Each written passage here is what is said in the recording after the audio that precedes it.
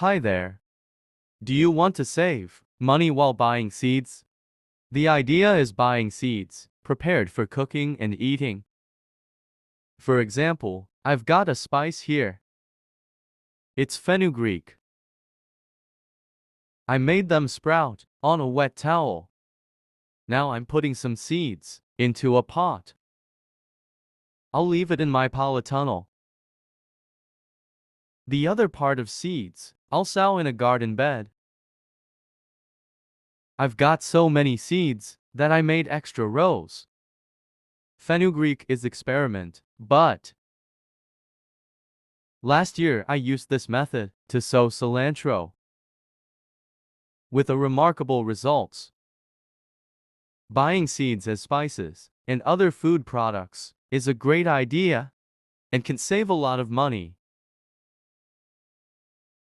Thanks for watching.